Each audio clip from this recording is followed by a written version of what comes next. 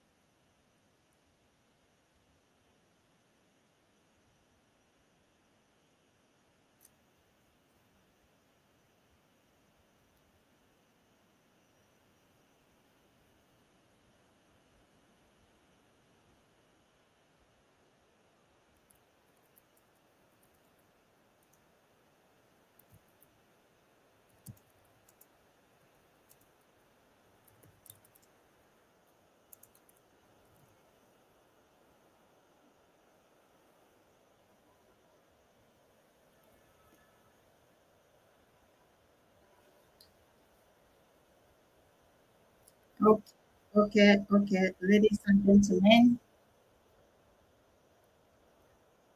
just after the very first class, after this one, we're just going to start right away.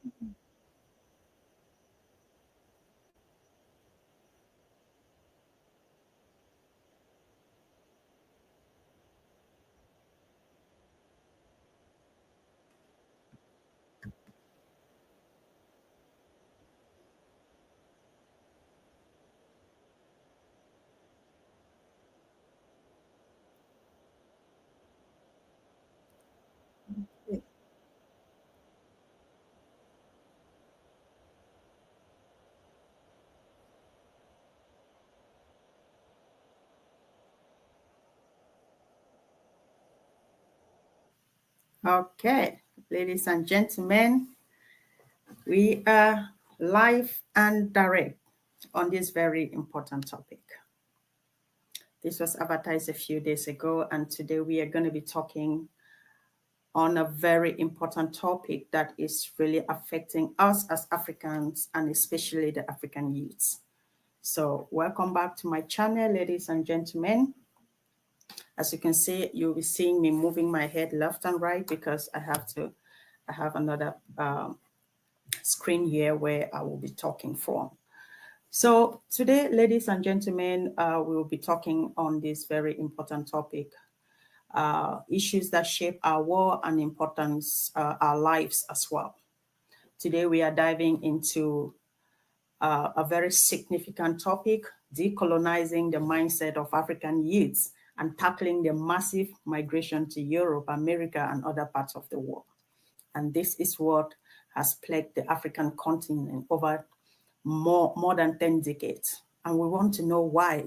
Why are youths leaving? Why are we not at home? Why is it that Africa, which is endowed with natural resources, with the best of natural resources, and yet we are always running out of Africa? What is chasing us out of Africa? What are we looking for that is not in Africa? But most importantly, how can we resolve this problem? How can we as Africans build Africa for Africans? How can the youth of today actually participate in building and shaping the Africa that we truly want? Make Africa that same dream country that we all run out from Africa to go to. The European countries that we think they are the heaven on earth. But how can we make Africa the heaven on earth? Because indeed, Africa is heaven on earth. We are the youths of Africa. How can we build Africa? Today, we are going to be talking on diverse areas. What prompts people to leave Africa? How can the youth of Africa rebuild Africa? What should we do as Africans to limit the increased migration to European countries, to slavery? Because when we move out of Africa, we go into slavery. We think maybe we are going into freedom, but at the end of the day, when you put everything together, and you will see that we are moving into slavery. So how can we tackle this issue? But what is even prompting our youth to leave Africa? That is what we'll be looking at in today's segment. So, ladies and gentlemen, imagine an Africa where African youth see the boundless beauty, the boundless opportunities within their own countries. Let us all imagine an African country, a continent, then countries within Africa where the youth of those nations really sit and imagine the boundless opportunities that are within their countries. How can they explore those opportunities? How can they benefit from the very blessings that are within the African continent? That is what we'll be talking about today. A future where they are all empowered, confident, and determined to contribute to the growth and prosperity of their homeland. But unfortunately, it's really unfortunate. The reality today is different because many young Africans feel compelled to leave their home countries in search of better opportunities abroad, often risking their lives on perilous journeys. It is no news what we see our young Africans go through in the Mediterranean, in the Sahara Desert. We see what they go through just to leave their own country. But what the question we are asking ourselves today is, why do Africans leave Africa? Why is it that when you sit amongst the youth and you mention the words staying in Africa and developing Africa, the youth, you see a level of anger, frustration, bitterness in our youth? What causes this? They don't think about the risks involved. They don't care about it. All they want to do is leave Africa. But what is prompting them to leave Africa? We have a number of factors that have been put together that really causes this in such migration. But let us begin to tackle them one after the other. And at the end of this discussion, as a youth, as an African youth who loves the continent to grow, who wants to rebuild Africa, who sees what the world is not saying, we want to be able to decolonize our minds, to be able to know that Africa holds the world in its hands. We can all agree when the Copenhagen Conference during the World Climate Conference in Copenhagen. They said, if the world sinks, if Africa sinks, the world sinks, because Africa is literally the foundation of the world right now. But how can we utilize the beauty, the resources that we have in Africa to rebuild Africa so that the youth of Africa can stay in Africa and value the natural resources, the talent that we have within Africa?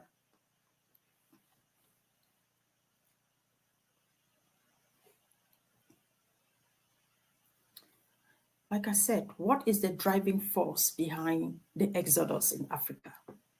Ladies and gentlemen, we have countless factors that have pushed our young men and women. A young man who is 15 years old no longer thinks of living in Africa. The only thing he has in his or her mind is to leave Africa for a better future. But what is prompting them? Let us begin to look at the economic aspect, the educational aspect, and any other aspect that could be a reason why our African youth are leaving Africa to go and suffer in other countries with the hope that they are going for a better future, or they are going to a greener a land full with milk and honey, or looking for greener pastures abroad.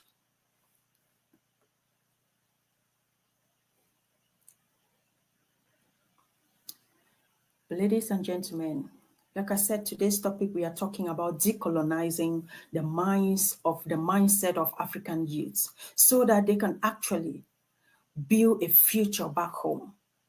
Decolonizing the minds of African youths. So decolonizing the mind of African youth is not just about understanding our past, but also about reshaping our future, which is very important. It's very important for us to understand the past and also to reshape our future, because it's only when we understand actually what causes us to believe that we can only succeed out of Africa. Once we begin to understand these aspects, then we will be able to reshape our future and make Africa a home for Africans, a place where everybody can long to be, just like we long to be in America, in Europe, in other parts of the world. Let us make Africa a place where people can also long to be. So while we are reshaping our future, it involves redefining resources, fostering innovations, creating environments where young people can flourish, can strive. From educational reforms to economic empowerment to cultural revivals to good governance, as well as every other thing that comes with empowering the youth of Africa. Innovation, modern innovations. So in this segment today, we are going to cover all these aspects that are crucial to the transformative journey of Africa, rebuilding Africa for Africa.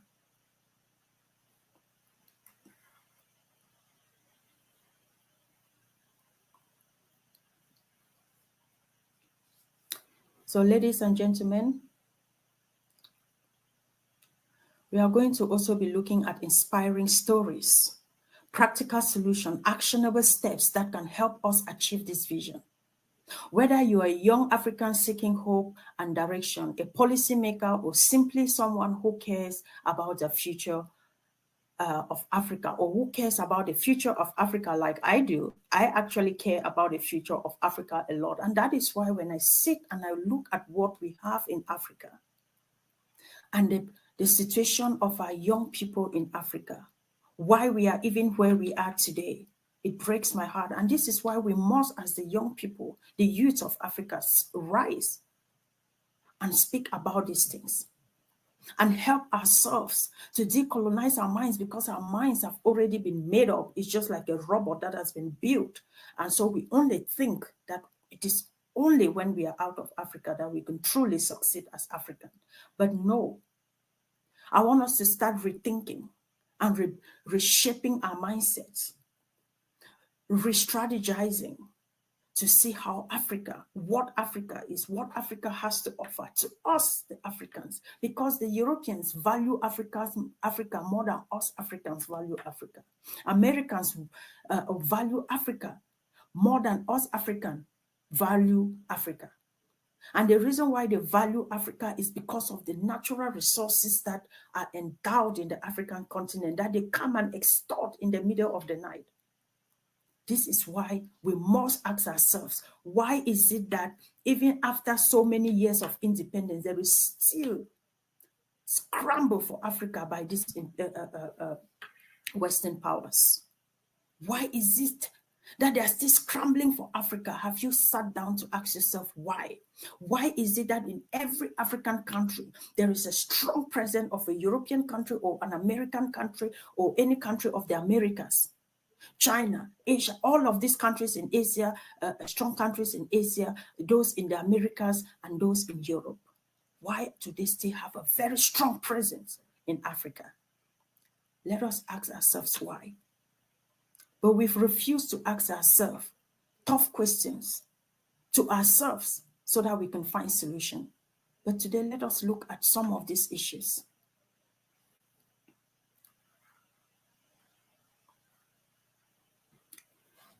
So, ladies and gentlemen, like I said, we'll be going by segment to segment. What are the economic problems? What are the economic problems? Let's understand the problem. And while we are doing that, I would like to show us images of giant nations in Africa. The streets of giant nations. I want to start with Nigeria. Nigeria, that is called the powerhouse of Africa. Why are the streets of Nigeria looking like this?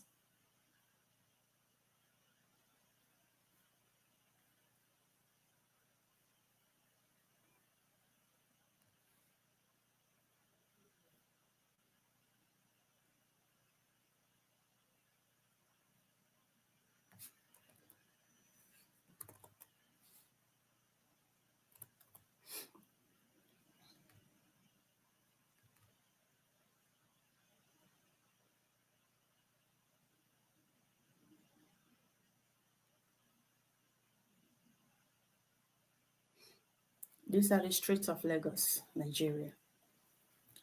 Why are we having this in a country like Nigeria?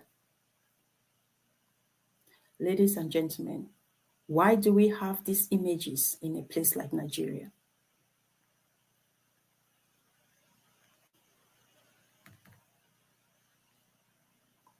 Why are our youths on the streets all the time fighting? Why are the youths always on the street fighting? This is the powerhouse of Africa. Why does the streets of Nigeria look like this? These are the problems that are pushing our youths to leave the country.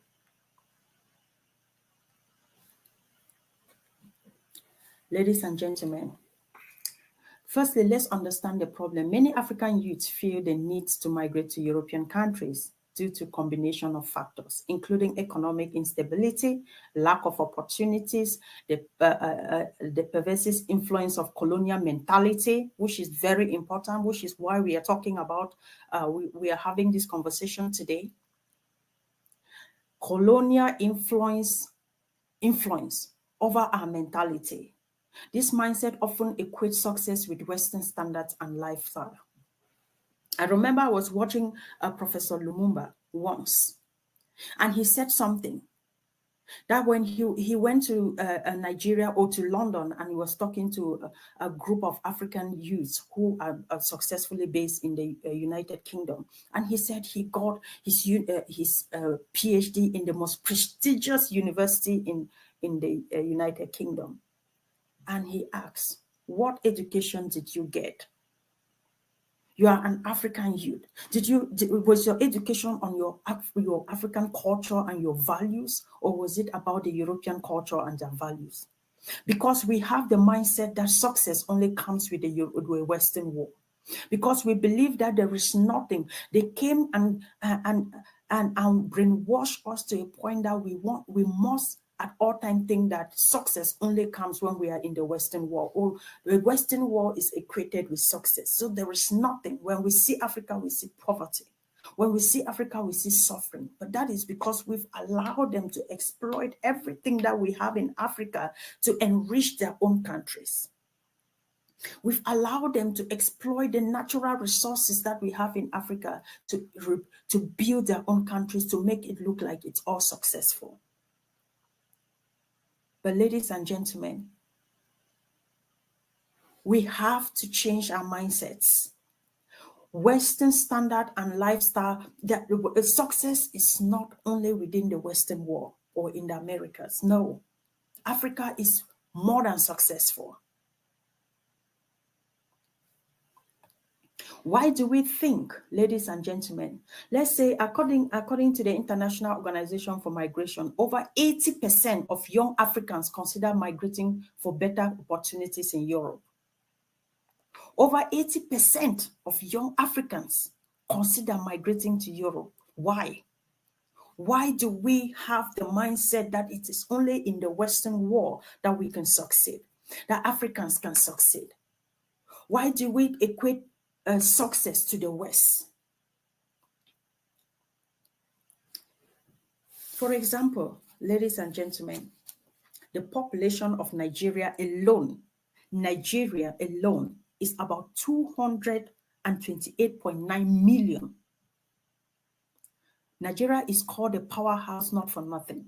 About 228.9 million, that is of 2023. And the revenue that Nigeria gets its revenue, let's say just from the oil and gas sector, it has over 394.02 billion over the world. And it's the 11th largest oil producing country globally. That is an African country. And we have other countries like Libya, we have Gabon, we have Mauritius, we have other countries.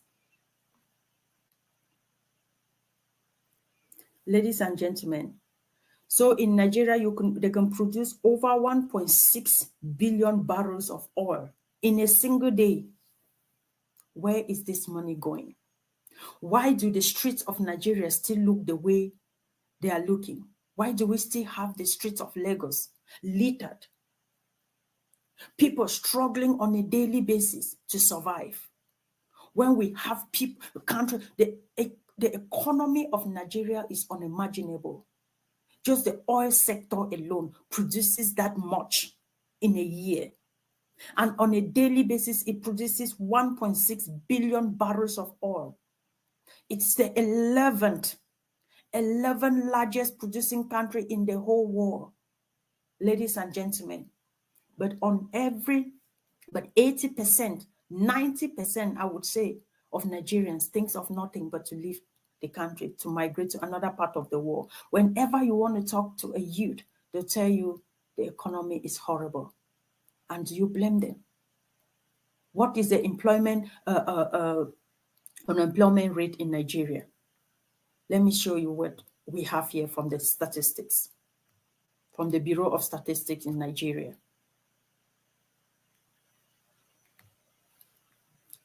This is what we have. This is a live statistics from the Nigerian Bureau of Statistics. Unemployment statistics. Here we go.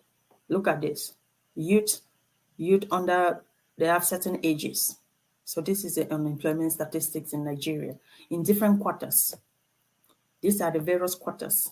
Look at how it's increasing from 2021, 2022. That is how it's increasing. 2023, that is how it's increasing. Ladies and gentlemen, even though Nigeria is a powerhouse of Africa, and yet this is what the economy looks like.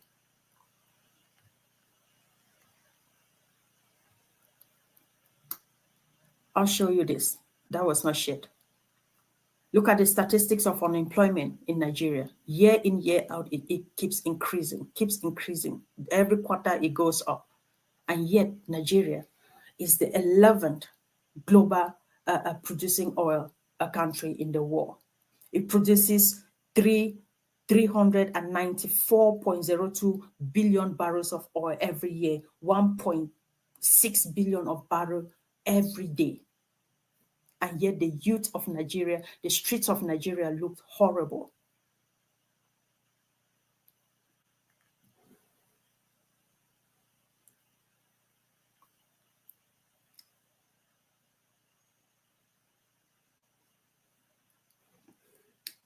Okay, ladies and gentlemen, let us look further.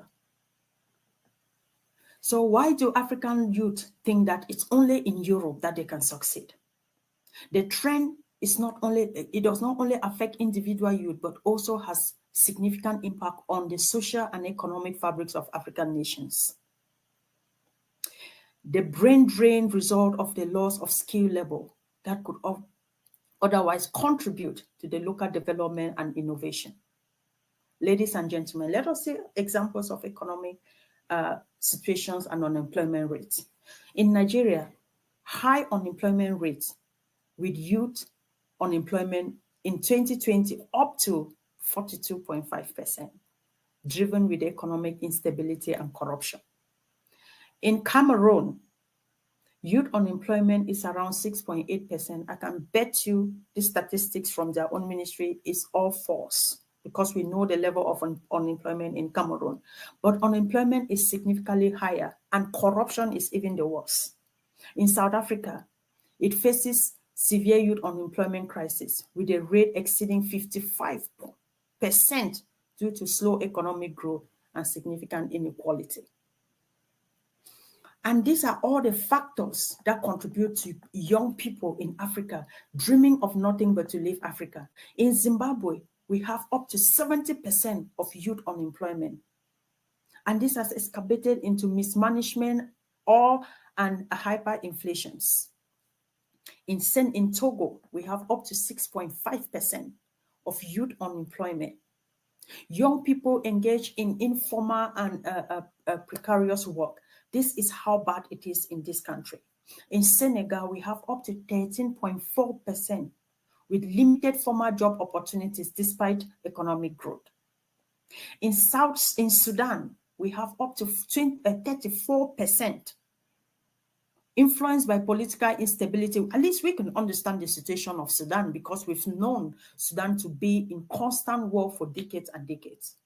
At least we can understand the situation of Sudan, but that of South Africa, that of Nigeria, and that of other countries is unexplainable.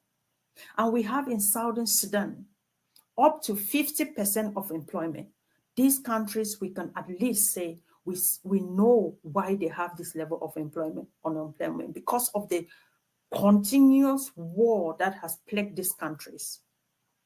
Ethiopia, Africa we often look up to as well, has up to 23.3% of unemployment amongst the youth. This is why we are talking about the economic unemployment amongst youth and reasons why we are looking, why our youth are migrating to Europe, to America, to other parts of the world and hate the idea of living in their own country or the African continent. Eritrea, we have severe hardship, political repression result in high migration rate through exact unemployment figures, and these figures have also been hidden by their data producing company. So, ladies and gentlemen, this is just one of the many factors that is pushing our young people to leave Africa. Like I said, Nigeria has up to 42.5% as of 2020, and we saw the chart that I just presented. You see how it keeps increasing instead of decreasing, despite the oil and gas sector of Nigeria producing up to 94.3 billion barrels of oil a year, and up to 1.6 million barrels a day. This is how bad it is. In Cameroon, we have this, I don't even want to call this because this is totally not correct, 6.8% of unemployment rate, which is totally not true. And also, we have in South Africa, which we see as also the powerhouse of Africa, having up to 55% of unemployment amongst youth. Why would they not migrate to other countries? I take, for example, I live in Ireland. And Ireland has the number of South Africans that are in Ireland, and you ask yourself, South Africa is like a dream country for all African countries. Why do we have this number of South Africans in a small country as Ireland? Why? Now you can see unemployment is one of the reasons why everybody wants to leave the country.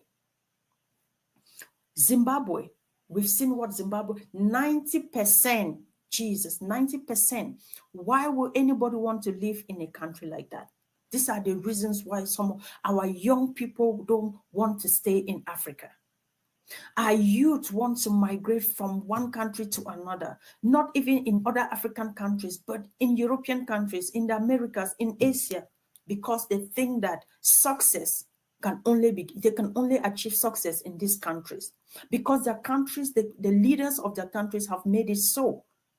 And the economic situation in their country have made it so. If a country has up to 90% of unemployment amongst the youth, who are the future leaders, who are the builders of tomorrow, how on earth can there be any growth in that country? What encourages the youth to stay at home and be innovative and be hardworking and to rebuild their own country and to make it a home? These are some of the factors we are looking. But after we look at all of these factors, at the end of it, what is the way forward? Togo has 6.5% rate of unemployment. Senegal has 13.4%. Sudan has 34%. South Sudan has 50%. Ethiopia has 23.3%. Eritrea's own is also unimaginable. Let us go back into history and try to understand this mindset. Why is it that African youths, ladies and gentlemen, think that it's only out of Africa that they can survive? Why is it that each time you want to talk about living in Africa and making Africa a home, it brings so much anger and hatred in the minds of Africa? Africans declare openly that I would rather die in the Sahara Desert, in the Mediterranean Sea, than to live in Africa. Why will anybody hate their own country to the point, or their own continent to the point that they will wish death upon themselves in the heart of the Mediterranean or in the heart of the Sahara instead of living in the country? And these are some of the factors we are looking at. But let us go back to history to know what exactly is happening.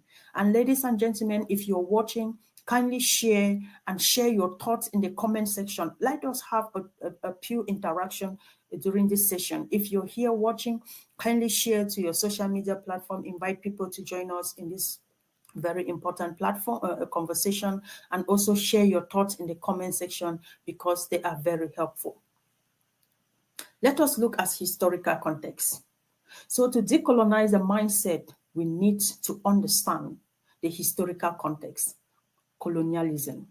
Colonialism imposed foreign values and systems on us, often undermining indigenous cultures and knowledge. And this is something that we must be able to talk about very critically. When the colonial masters came into Africa, they didn't see anything valuable, any of our practices valuable, or they saw it as a threat to their own growth. Because if we continue to practice our own cultures, our own values, our own knowledge, the things that we inherited from our forefathers, they saw that if they allow us, we will not be able to allow them to penetrate into the very core of our